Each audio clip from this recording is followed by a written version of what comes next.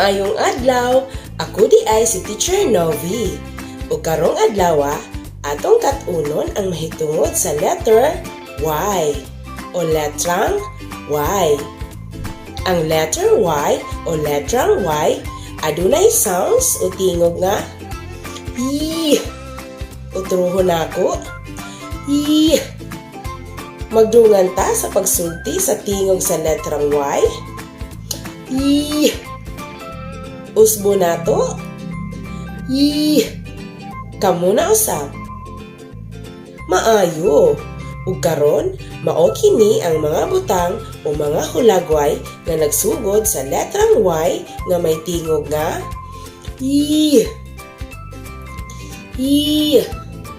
Yate. I. Yoyo. I.